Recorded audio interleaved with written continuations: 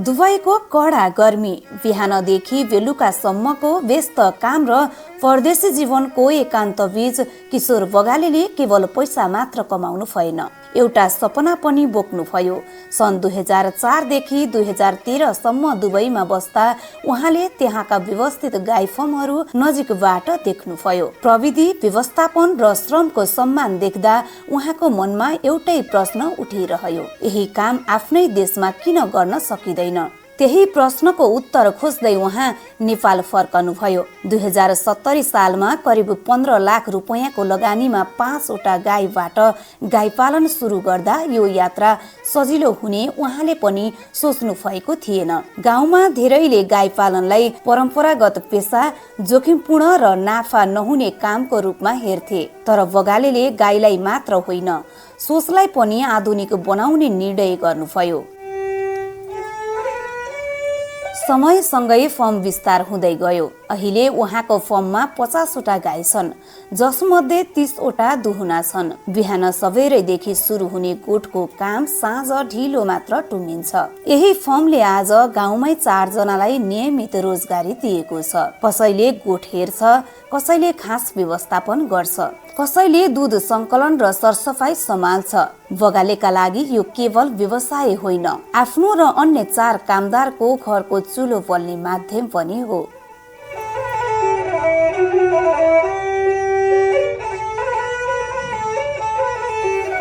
दूध उत्पादनको लागत घटाउन उहाँले घाँस खेतीलाई मुख्य आधार बनाउनु भयो। पराल र फुस्सा किनेर खुवाउँदा खर्च धेरै हुने, तर आफैले घाँस उत्पादन गरेर खुवाउँदा सस्तो मात्र होइन, उत्पादन पनि बढ्ने अनुभवले उहाँलाई 5 बिघा जमिनमा घाँस खेती गर्न प्रेरित गर्यो। उहाँका अनुसार घाँस मात्र खुवाउँदा भन्दा धेरै घाँस र थोरै परालको भुस्सा मिसाएर खुवाउँदा गाई स्वस्थ रहने र दूध उत्पादन पनि राम्रो हुने भएकाले यही अभ्यास गरिँदै आएको छ। गोठ सफा गर्दा निस्कने पानी र गाईको पिसाबलाई उहाँले फोहोर ठान्नु भएन। त्यो पानी एउटा खाडलमा जम्मा गरेर मोटरको सहायताले घाँसबारीमा पुर्याइएको छ। यसरी प्रयोग गरिएको पानीले मलको काम गर्छ।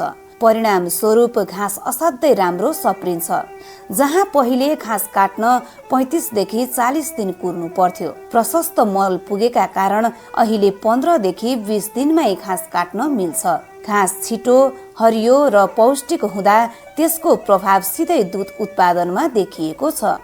हाम्रो फर्ममा चाहिँ हामी पिसाबलाई, सबैतिरको पिसाब, त्यो गोठ सफा गरिसकेको पानीलाई चाहिँ जम्मा हुनको लागि यहाँ एउटा खाल्टो खनेर 5-7वटा जति रिङ छ र त्यो सबै पानी, त्यो पखालेको चाहिँ पानीहरू, गोठ सफा गरेको पानी, पिसाब अनि यहाँ चाहिँ जम्मा हुन्छ र यहाँभित्र एउटा समर्सेबल मोटर छ। त्यो मोटरले चाहिँ त्यो पिसाबलाई तानेर चाहिँ यो पछाडिको घाँसबारीमा चाहिँ सबै घाँसबारीमा पठाउँछ। यसले गर्दाखेरि चाहिँ घाँस पनि एकदमै राम्रो छिटो चाहिँ पलाएर आउँछ होइन। कटिङ हामी लगभग 20-25 दिनमा त हाम्रो यो कटिङ आइसकेको हुन्छ होइन। र यो जाडो मौसममा अलिक कम हुन्छ भने बर्खाको मौसममा चाहिँ त्यसले चाहिँ 15-20 दिनमा चाहिँ हामीलाई चाहिँ एउटा कटिङ लिएर आइसकेको हुन्छ। र यसले हाम्रो गोठ सफा पनि गर्छ होइन, गोठ पनि सफा गर्छ र हाम्रो कुनै पनि चिजलाई चाहिँ वेस्ट जानै दिँदैन। कुनै पनि चिज चाहिँ त्यसको चाहिँ नि सदुपयोग हुन्छ। यसले मलको काम पनि गर्छ, पिसाबको काम पनि गर्छ, गोठ पनि सफा गर्छ। त्यसैले हामीले जतिवटा पशुवस्तु पालेका छौँ त्यसलाई चाहिँ नि खेर जान नदिने किसिमले एक ठाउँमा जम्मा गर्ने र थोरै वस्तु छ भने बाल्टीबाट उठाएर लिएर गएर हाल्न सकिन्छ। धेरै वस्तु छन् भनेदेखि त्यसलाई मोटरले चाहिँ प्रयोग गरेर हामी चाहिँ घाँसलाई चाहिँ सिंचित गर्न सक्यौँ भने सबै चिजको चाहिँ सदुपयोग हुन्छ। यो किसानको लागि चाहिँ एकदमै फाइदाजनक कुरा हो।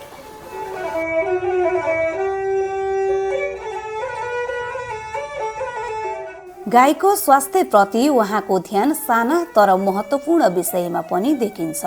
फर्ममा 24 घण्टा पानी पिउन मिल्ने गरी अटोमेटिक वाटर ड्रिङ्कर जडान गरिएको छ। परम्परागत तरिकाले दिनमा 2 वा 3 पटक मात्र पानी दिँदा गाईहरू घण्टौं तिर्खाएर बस्नुपर्ने अवस्था देखेपछि उहाँले यो निर्णय गर्नुभएको हो। मानिसलाई घण्टा घण्टामा पानी चाहिने, तर दाम्लाले बाँधेर राखेको पशुलाई भने घण्टौंसम्म तिर्खाएर बस्नु बाध्य पार्ने हाम्रो परम्परागत प्रणाली अस्वस्थकर मात्र होइन, अमानवीय योग्य पनि छ। यही सोचले अटोमेटिक वाटर ड्रिङ्करको प्रविधि फित्रिएको हो। हाम्रो फार्ममा चाहिँ हामीले गाईलाई 24 घण्टा पानी उपलब्ध हुने किसिमले गाईले आफूले चाहिँ तिर्खा लगाएको बेला पानी खानको लागि र अटोमेटिक वाटर ड्रिङ्कर चाहिँ हामीले यहाँ जोडेका छौँ र यसबाट चाहिँ उसले आफूले पानी तिर्खा लाएपछि त्यहाँ मुख लिएर गएपछि त्यहाँ थिचेपछि चाहिँ आफ्नै पानी आउँछ। त्यही भएर यो अटोमेटिक वाटर ड्रिङ्कर चाहिँ सबै गाईहरूमा चाहिँ यहाँ जडान गरिएको छ र यो सबैजना किसानहरूले जोड्दाखेरि सस्तो पनि छ र सजिलो पनि छ। यो चाहिँ पशुवस्तुहरूको लागि र किसानको लागि पनि एकदमै राम्रो हुन्छ र यो आवश्यक पनि छ। होइन, फाइदा दुई किसिमले हुन्छ। एउटा त पशु स्वास्थ्य, पशुलाई अब हाम्रो मान्छेको शरीरलाई जस्तै उसलाई पनि पटक तिर्खा लागिराखेको हुनसक्छ होइन। राति हामी सुतेको बेलामा उसलाई सन्चो नभए पनि हुनसक्छ, त्यति बेला पानीको प्यास लागेको हुनसक्छ होइन। हाम्रो अहिलेको चलन भनेको 2 चोटि 3 चोटि होइन आफ्नो अनुकूलमा गाईलाई पानी खुवाउने चलन छ होइन। कोही बिहान चाँडै उठ्छ, चाँडै खुवाउँछ, 8 बजी उठ्नेले 8 बजी खुवाउँछ भनेपछि त्यस्तो हुँदैन। गाईलाई चाहिँ हाम्रो मान्छेको शरीरलाई जसरी नै पटक तिर्खा लागिरहेको हुन्छ, दुध पानीको आवश्यकता परिराखेको हुनसक्छ। त्यसैले हामीले सकिन्छ वाटर ड्रिङ्कर राख्न पनि सक्यो। भएन भने हाम्रो यो डुनलाई चाहिँ नि, यही भएको डुनलाई चाहिँ बिचबाट पार्टिसन गरेर एकपट्टि पानी एकपट्टि घाँस गरेर पनि दिन सकिन्छ। नभए यो बिचमा कुनै एउटा उसले अड्काएर हामी प्लास्टिकको बाल्टी राखेर पनि पानी दिन सकिन्छ। त्यसैले पानी दिँदाखेरि एउटा तपाईँ हामी कहीँ जाँदाखेरि कुनै फङ्सनहरूमा जाँदा बारीमै काम गर्न जाँदाखेरि पनि गाईले पानी खानु पाएन कि भन्नु परेन होइन। र उसको स्वास्थ्य दुध उत्पादनमा पनि त्यसले फाइदा चाहिँ के अरे गर्ने भयो, हाम्रो टाइम पनि सेभिङ हुने भयो र उसको स्वास्थ्य उत्पादन सबै चिजलाई जोड्छ यसले। त्यसैले यो सस्तो सजिलो र हामी अलिकति अल्छी गरे भएर मात्रै हो, नत्र यो चाहिँ पशु स्वास्थ्यका लागि पनि उत्पादनका लागि र हाम्रा लागि पनि फाइदा छ। गाईले समयमा पानी पाउन थालेपछि स्वास्थ्य सुध्रिएको र उत्पादन बढेको उहाँ बताउनुहुन्छ। यसले पानी खुवाउनकै लागि दिनभर घर कुरेर बस्नुपर्ने बाध्यता हट्नुका साथै छुट्टै कामदार राख्नुपर्ने आवश्यकता पनि समाप्त गरेको छ। फर्मलाई बाह्य संक्रमणबाट जोगाउन जैविक सुरक्षामा पनि ध्यान दिएको छ। मानिस आवतजावत गर्ने मुख्य बाटोमा चुना राखिएको छ, जसले बाहिरबाट भित्रिन सक्ने जीवाणु रोक्न मद्दत गरेको छ। बगाले भन्नुहुन्छ, सानो लापरवाहीले ठूलो नोक्सानी गराउँछ, त्यसैले रोकथाममै जोड दिएका हौं। यस यात्रामा उहाँका लागि सबैभन्दा ठूलो साथ बन्नु भएको छ उहाँकी श्रीमती दुर्गा बगाले पुडासैनी। 16 वर्ष शिक्षण पेसामा बिताउनु भएको उहाँले जागिर छोडेर अहिले गाईको हेरचाह र फर्म व्यवस्थापनमा आफूलाई पूर्ण रूपमा समर्पित गर्नुभएको छ। कक्षा कोठाबाट गोठसम्मको उहाँको यात्रा सजिलो थिएन, तर परिवारको भविष्य यही देखेर उहाँले यो निर्णय लिएको बताउनुहुन्छ।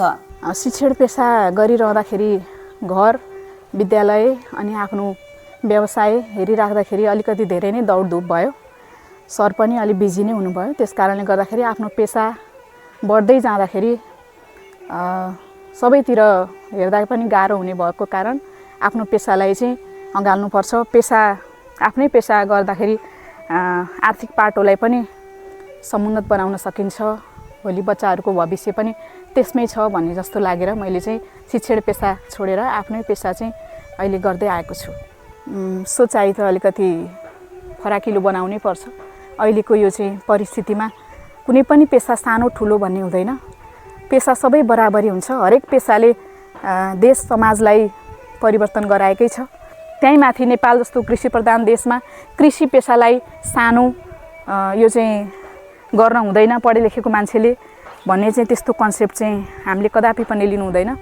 जति हामी एजुकेटेड भयौँ त्यति नै हामीले हरेक व्यवसाय गर्दाखेरि त्यसमा चाहिँ आफूमा भएको नलेजहरू त्यसमा लगाएर विभिन्न प्रविधिहरू चाहिँ आफ्नो पेसामा भित्र्याएर अनि त्यसलाई चाहिँ सहज सरल बनाउँदै आफ्नो उत्पादनलाई चाहिँ बढाउन सकिन्छ र देशलाई पनि टेवा पुर्याउन सकिन्छ। किशोर बगाले पछिल्ला दिनहरूमा किसान प्रतिको दृष्टिकोण परिवर्तन हुँदै गएको अनुभव गर्नुहुन्छ। सरकारको तर्फबाट सहयोग र लगानी बढ्दै गएको, अनुदानका कार्यक्रम पनि धेरै आएको उहाँ बताउनुहुन्छ। तर धेरै जसो किसान गोठ र खेतमै मात्र सीमित हुँदा किसानका लागि आएका अवसरहरू वास्तविक किसानको हातमा नपुगेको अवस्था छ। त्यसैले यस्ता कुरामा किसान चनाखो हुनुपर्ने उहाँ बताउनुहुन्छ। उहाँका अनुसार समस्या किसान आफैमा व्यवसायिक हुन नसक्दा पनि हो। बिहान बेलुका क्यानको दूध खनाएर सहकारीबाट फर्कनु मात्र पर्याप्त नभएको उहाँ बताउनुहुन्छ। के नयाँ कार्यक्रम आएका छन्? किसानका हितमा के हुँदैछ? सरकारी निकायसँग कसरी सम्पर्क गर्ने? यी विषयमा किसान सचेत हुन आवश्यक रहेको उहाँको धारणा छ। अवसर आउँदा ढिलो नगर्ने, आफ्नो हकका लागि बोल्ने र गोठ बाहिरका विषयमा पनि ध्यान दिने बानी विकास गर्न सके किसानको आम्दानी र आत्मसम्मान दुवै बढ्ने उहाँ विश्वास गर्नुहुन्छ। परदेशमा देखेको सपना, गाउँमा गरेको सङ्घर्ष र निरन्तर सिकाइको यात्राबाट किशोर बगाले आज एउटा उदाहरण बन्नु भएको छ। उहाँको कथा केवल गाई पालनको सफलताको कथा होइन, सोच बदल्दा जीवन बदलिन्छ भन्ने सन्देश पनि हो।